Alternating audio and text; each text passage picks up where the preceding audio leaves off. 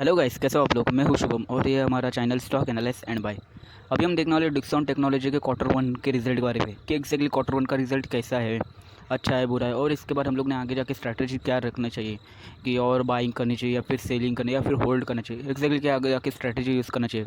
सो ये भी हम आगे जाके रिजल्ट पूरा देखने के बाद डिस्कस करेंगे। और रिज़ल्ट का हाई पॉइंट भी मैं आपको एक्सप्लेन करूँगा क्योंकि अभी रिसेंटली उनकी एमडी की मीटिंग हुई थी, उसमें भी उन्होंने कुछ क्लोज वगैरह दी थी। इसकी वजह से उसका भी इफेक्ट रिजल्ट के ऊपर गिरा है कि नहीं, और जैसे उन्होंने बोला था वैसा कुछ हुआ है कि नहीं, वो भी हम लोग देख के बात करेंगे। सो वीडियो को कंटिन्यू जरूर देखना, तो आपको पूरी नॉलेज हो जाएगी अभी। सो फर्स्ट पेज में हम लोग को दिख रहा है कि ये ईयर ऑन ईयर बेस के ऊपर कंपैरिजन का चार्ट है। So revenue from operation year on year base के ऊपर 2261% का बढ़ा हुआ है। ओके, और उसके बाद EBID, ओके, EBID बढ़ा है 182%। और उस EBID का 182% बढ़ा हुआ है। और प्रॉफिट बिफोर टैक्स 1016% बढ़ा हुआ है। और प्रॉफिट आफ्टर टैक्स 1035% से बढ़ा हुआ है। तो ये तो हो गई अच्छी बात है क्योंकि quarter year on year base के ऊपर इंप्रूवमेंट हुए, ये अच्छी बात है। ओके, सो अभी हम लोग एक्जैक्टली रिजल्ट कैसा गया है, रिजल्ट कैसा है वो अभी देख लेते हैं। तो डायरेक्टली रिजल्ट के ऊपर जंप करते हैं।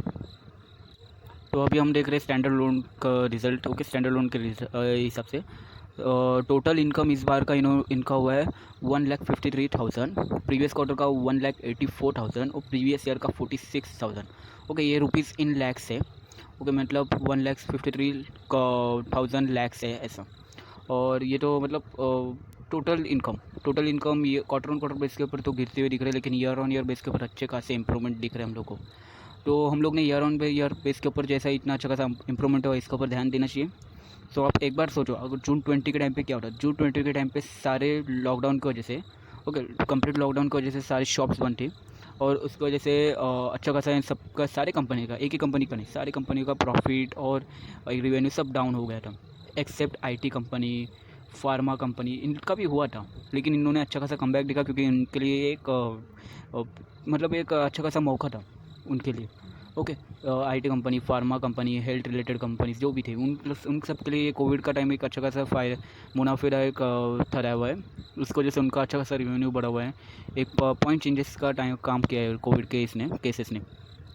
सो उनके लिए तो अच्छी बात है, उनके टाइम पे हम लोग ने ईयर ऑन ईयर बेस के ऊपर कंपैरिजन करना ही चाहिए। ओके, लेकिन जो ये कंपनी, ओके, डिक्सन टेक्नोलॉजी क्या काम करती है, तो मोबाइल मैन्युफैक्चरर है, LTV मैन्युफैक्चरर है, जो भी कंज्यूमर घर का, हम लोग के घर में जो इक्विपमेंट लगते हैं उसके रिलेटेड मैन्युफैक्चर करने वाली कंपनी है। सो उनका ईयर ऑन ईयर बेस के ऊपर कंपेयर करना मेरे को तो बराबर लग रहा नहीं है, क्योंकि कॉटन कॉटन को कंपेयर आप कर सकते हो, वो भी अभी क्यों नहीं हुआ, वो भी अभी मतलब इनका इनकम क्यों डाउन हुआ है। सो सेकंड कोविड की वजह से क्या हुआ है, तो बहुत सारे स्टेट में, ओके, लॉकडाउन गिरा हुआ है, रिस्ट्रिक्शन लगी हुई है। सम टाइम ही है इसकी, भाई इतनी इतनी टाइम में आप ओपन रख सकते हो शॉप्स। इसकी वजह से अच्छा खासा इनके ऊपर भी इम्पैक्ट गिरा हुआ हम लोग को दिख रहा है। सो ये तो हो गए इनकम के बारे में। तो एक्सपेंसेस क्या दिखा रहा है, इस बार का एक्सपेंसेस इन लोग का 1,50,000 है। प्रीवियस क्वार्टर का 1,77,000 और प्रीवियस ईयर का 46। एक्सपेंसेस में अच्छी खासी जंप अप दिख रही है हम लोग को, मतलब प्रीवियस टाइम से भी बहुत अच्छा खासा, मतलब एक अच्छा खासा जंप अप दिख रहा है। तो इसका रीज़न क्या है, इतना रिवेन्यू एक्सपेंसेस बढ़ा क्यों है, तो वो भी जो इनके MD है अतुल, उन्होंने एक्सप्लेन किया था एक कॉन्फ्रेंस मीटिंग में। सो अभी उसी कॉन्फ्रेंस मीटिंग का हाईलाइट हम लोग एक बार देख लेते हैं। सो आपको एग्जैक्टली डिटेल मिल जाएगी कि एग्जैक्टली इसका इतना एक्सपेंसेस क्यों बढ़ा हुआ है इस क्वार्टर में। रिवेन्यू तो डाउन है, मतलब इतना अच्छा खासा बढ़ा नहीं, लेकिन एक्सपेंसेस क्यों इतना बढ़ा हुआ है। सो हम डायरेक्टली हाईलाइट के ऊपर जाते हैं।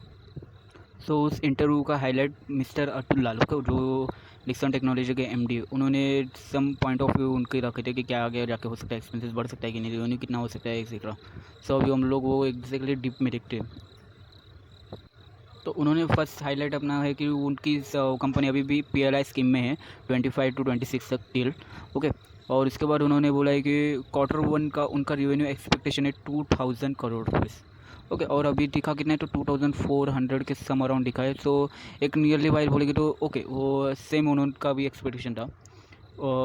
सम 200-400 का गैप अप, मतलब ऊपर नीचे देख के एक, मतलब एक इक्वल एक्सपेक्टेशन था, वैसे ही दिख रहा है। और उन्होंने आगे एक्सप्लेन भी किया कि आगे जाके क्यों रेवेन्यू बढ़ सकते हैं। सो उनका रीज़न है कि रेवेन्यू बढ़ने का demand pressure due to lockdown, commodity price hike, ramp up cost, the margin are likely normalise in coming quarter. मतलब उनको बोलना ये है कि जो भी अपना डिमांड था और लॉकडाउन की वजह से क्या उनका डिमांड जो था और रॉ मटेरियल जो भी लगती है, ओके, जो भी उनका इक्विपमेंट बनाने के लिए रॉ मटेरियल लगते हैं उनके प्राइस हाइक हो गए थे, बढ़ गए थे। क्यों? क्योंकि लॉकडाउन की वजह से, उसकी वजह से उनका क्या हुआ, तो एक्सपेंसेस बढ़ गया है उसकी वजह से। ओके, और रॉ मटेरियल की अगर प्राइस हम लोग को बढ़ी हुई दिखेगी तो एक्सपेंसेस ऑफ कोर्स बढ़ेगा। और उन्होंने बोला कि नेक्स्ट कमिंग क्वार्टर में ये प्राइस भी, मतलब जो एक्सपेंसेस प्राइस बढ़ी हुई है, ज़्यादा हो चुकी है इस टाइम, वो नॉर्मलाइज हो जाएगा। क्यों? क्योंकि आगे जाके मतलब कोरोना तो ये ऐसा तो नहीं रहेगा कंटिन्यू साल भर नहीं। अभी जैसे आप देख रहे हो सेकेंड वेव्स कम होती जा रही है, सो उसकी वजह से इसकी रॉ मटेरियल की प्राइस भी कम होती जाएगी इन कमिंग क्वार्टर, सॉरी। आगे उन्होंने बोला है कि अगर समझो आगे जाके अगर प्राइस कम नहीं हुई रॉ मटेरियल की, तो आगे उनका स्ट्रैटेजी क्या है, तो वो आगे जाके बोलेंगे the management guide that they are able to pass on the commodity price hike to customers. Okay, मतलब वो जो जैसे रॉ मटेरियल की प्राइस बढ़ी है, सो वो उसका लॉस खुद नहीं सहन करेगा। Exactly, okay. सो वो उनके जो भी प्रोडक्ट्स है उसकी प्राइस बढ़ा के उसको नल ऑफ कर देंगे और अपना प्रॉफिट जनरेट करना स्टार्ट कर देंगे, ऐसा उनका कमिटमेंट है। और वो सही बात है, क्योंकि कौन सी भी कंपनी अपने ऊपर क्यों जो भी लॉस रहे वो ले।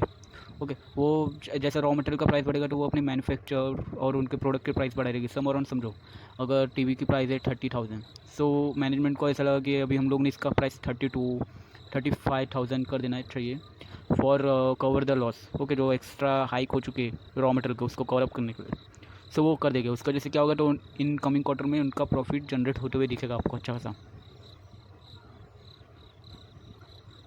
तो अभी तो हम लोग ने देख लिया पूरा, मतलब एक्सपेंसेस का रीज़न क्या था, एक्सपेंसेस बढ़ने का रीज़न, उसके पीछे का रीज़न हम लोग को अभी क्लैरिफाई हो चुका है कि रॉ मटेरियल की वजह से, उसकी वजह से। सो ओके, सो आफ्टर सब होने के बाद बिफोर टैक्स पे कितना है प्रॉफिट, 2,400। प्रीवियस क्वार्टर था 6,100, प्रीवियस ईयर था 2040। ओके, आफ्टर टैक्स और सब एडजस्टमेंट वगैरह, एडजस्टमेंट कौन सी है इसमें, सो डेफर टैक्स वगैरह के एडजस्टमेंट है, वो सब करने के बाद कितना है इन लोग का अभी का प्रॉफिट, सो 1,822।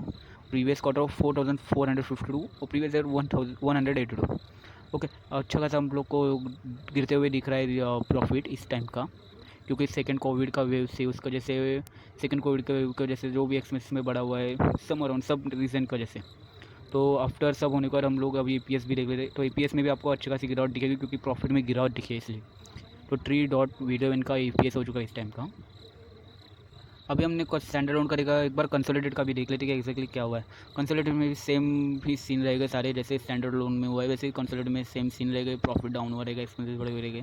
फिर भी एक बार वो लुकअप कर लेते कि क्या कुछ अलग तो हुआ नहीं है। सो अभी हम डायरेक्टली प्रॉफिट के ऊपर ही देख लेते, तो सब टैक्स वगैरह पे करने के बाद इनका इस टाइम का प्रॉफिट हो रहा है 1,800। ओके, प्रीवियस क्वार्टर का था 4,400 और प्रीवियस ईयर का 160 रुपीज़ इन लैक्स। ये रिटर्न मैं आपको रिमाइंड कर देता हूँ। ओके, तो सेम प्रोपोर्शनेट के ऊपर क्वार्टर बेस के ऊपर down, year on year base के ऊपर अच्छा खासा जंप अप दिख रहा है। अभी हमने रिजल्ट तो पूरा देख लिया। ओके, सभी आगे अपनी स्ट्रैटेजी क्या रहनी चाहिए। अभी आपको ये लॉस, मतलब क्वार्टर बेस के ऊपर जो इतना डाउन अप जाते दिख रहे, इसका जैसे आपको शेयर उसके सेल करने चाहिए। सो मेरे हिसाब से सेल मत करो। ओके, सेल बिल्कुल मत करो, होल्ड करो अभी के लिए, तो होल्ड करो। और समझो अगर कंपनी इस बार इतना डाउन रिजल्ट आने का, जैसे अगर डाउन नीचे चली जाती है, ओके 10% 20% से डाउन अप नीचे आ जाती है, तो इसको एक्यूमुलेट करो। ओके, शेयर परचेस करो। ये रीज़न जो जिस रीज़न की वजह से इनका प्रॉफिट नीचे आया, वो इनका इंटरनल रीज़न नहीं है, वो एक्सटर्नल रीज़न है। कोविड की वजह से इनका जो भी एक्सपेंसेस रखते हैं उसमें हाइक बहुत बढ़ चुका है एक्सपेंसेस।